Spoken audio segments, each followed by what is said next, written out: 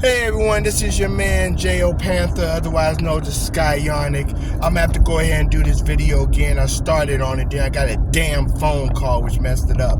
But anyway, today's video is about taking into perspective when you hear about a movie being a flop. Now, some movies are just shitty, okay? Captain Marvel, piece of shit movie. It was a horrible movie. Only reason why I made money was because of the connection to Endgame. That's the only reason why that piece of shit made any money. Because people thought that they would get some Easter eggs about Endgame.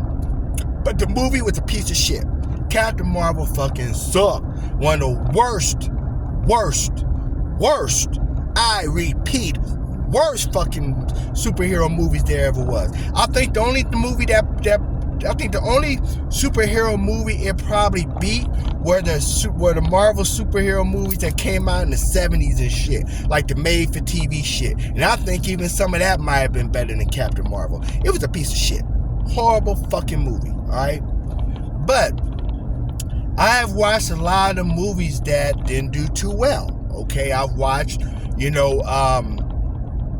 the sequel to Doctor Strange. I watched Quantumania. I loved Quantumania. Loved it. To me, it was the best Ant-Man movie they made. I loved it. I loved the story. I loved the character. I loved Kang as a villain. He was awesome as a villain. Loved special effects. I loved the action. They did go with the normal trope of the strong woman having to be butch. I don't know why Hollywood feels like they have to do that. Like every time they have a strong woman, she has to be butch looking. I don't know why Hollywood does that. To me, I think it just feeds into more of that tokenism that Hollywood has when it comes to the LGBT community. They just want to throw someone in there who's LGBT and not even really give them any type of a personality or something. They're usually one tone, one note. But anyway, so they did do that. The one strong woman in there looks like, Arnold Schwarzenegger with a wig. But it was still a good movie. Loved it. The Doctor Strange. I did not like the fact that, they gave her two female parents and made it seem like she was naturally their daughter instead of being, but then she's an alien, so maybe that's how it works. I don't know. I just feel like that was just another example of tokenism. They just threw that shit in there because they didn't explain nothing.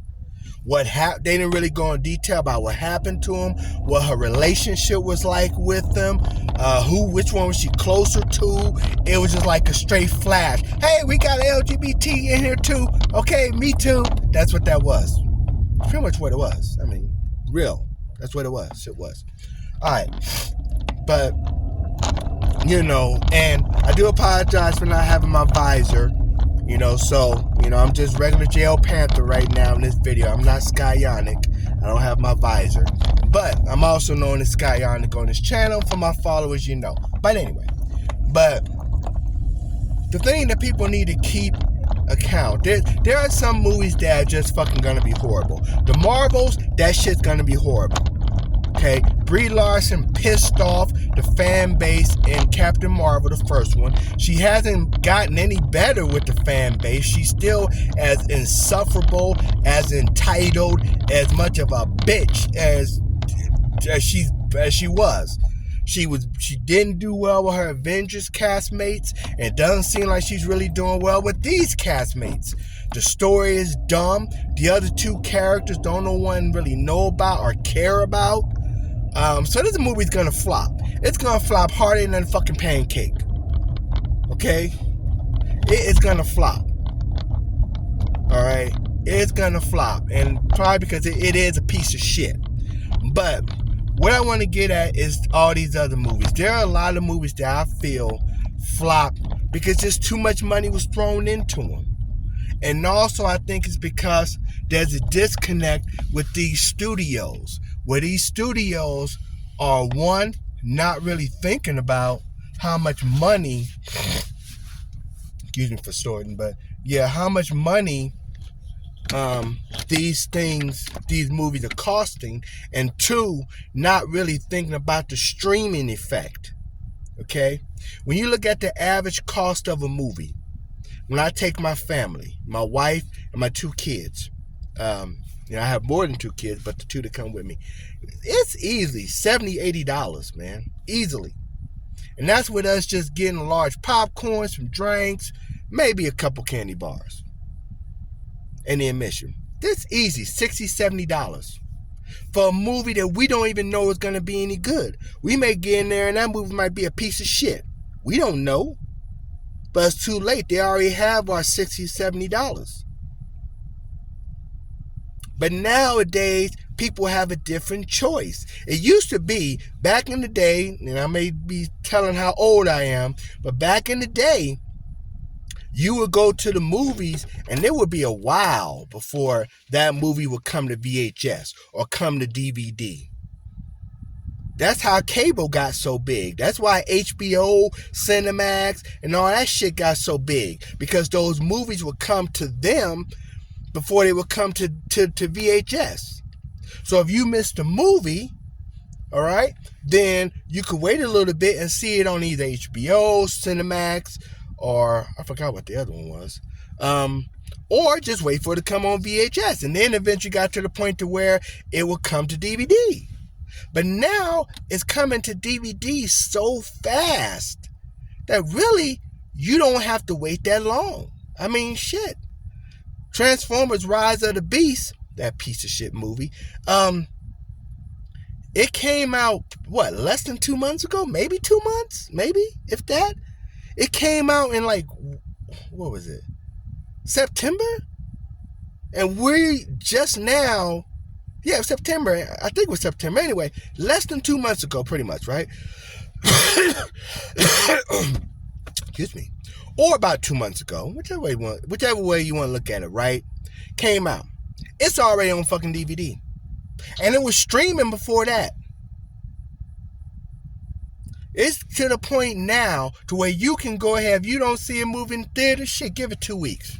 And you can see it on streaming on Disney Plus or some other network. It'll be streaming. So why pay the money? Why pay the money, right? Meanwhile, Marvel, DC, all these guys are making these super huge, expensive movies, expecting people to come in and watch it, but not realizing you're not giving them a reason to come in and watch your fucking movie. What reason are you giving them? Why should they? Why should they pay $60, $70, $80 on the if? Why should they do that? When all they got to do is wait for the movie to stream and then go ahead and, go ahead and just, watch it on the stream. Right? Or wait for it to come to DVD. That's all they got to do. Why spend that much money on the if? On a maybe? They're not going to do that. When they can just go ahead and wait for it to stream, wait for it to come to DVD, fucking be able to eat their own food, their own fucking snacks. They don't have to pay $5 for a soft drink. They go out there and buy a 12-pack for $5 of soda. They don't have to pay $5 for a Snickers bar. They go up there to fucking Dollar General, Dollar Tree, Family Dollar, buy a bag of candy for like $2 that has like 100 pieces of candy in it. You know what I'm saying? You don't have to worry about no one walking in front of you with their ass all in your face or their junk all in your face. Because think about it, that's one of the most embarrassing shits ever, right? I mean, because think about that. Here you are, you're in the movie theater, and it never fails that you're the one, here you are in the middle fucking row, you gotta take a piss like nobody's business, or take a dump, one of the two, right? And what you gotta do? You gotta stand up, shimmy your way down to the end of the row so you can get to the bathroom. And if you facing the person, then you're shimmying down the row, and your junk is all in their face. If you turn around and try to shimmy the other way, your ass is all in their face. Right? It's the most embarrassing shit ever. You just want to sit up there and hold your shit till the movie's over. That's how bad it is. I mean, you sitting there holding your shit. You got your legs together. Putting your legs, squeezing your legs together with all your might. You making the I got a piss face to, then you're grabbing your junk trying to, and your woman, and that's when your woman's like, hey baby, you all right? Okay, right? But you rather do that shit than have to shimmy down the road, put your ass and junk all in people's face. But if you're at home, you don't have to worry about that. You can relax on the couch with a blanket on and shit and just watch the movie. Comfortable. And if it's a piece of shit, okay, you pay $5 to rent it. Big deal. Okay? So that's why a lot of people are not going to these expensive ass movies. Think about the 2 movies that were surprise hits, right? You have Barbie, which Barbie budget was nothing like the budget of these MCU movies. I'm not saying it was cheap, but probably didn't cost nearly what the these MCU movies cost, right? Probably not even close, right? Oppenheimer, how much that shit cost? Probably nothing, right? Probably most of the money went to just paying the actors to be in the movie. It's not like it was a special effects bonanza, right? They didn't put that, but those movies were big hits. Why? Because they didn't put that much money into it. So when the few people that did go see it, it was able to make a profit. So what Marvel and DC needs to do, all these companies that want to make these grand, extravagant movies, what you're going to have to do, stop streaming them. Make people take their ass to the theater. Or at least buy the DVD. Because if they're streaming the movie, right, they paying you $5 to watch that movie. And they may have a membership, but that's only $15. But wow, 10, 15, no, it's like about $10 a month, right? And let's say you're Marvel, you release 2 movies in a month, 2 great movies. All right, so they're paying you the 10. All right, and then don't matter if I change that 1 movie, they're paying you the 10 for the membership, and it's not even that much. Things like $8.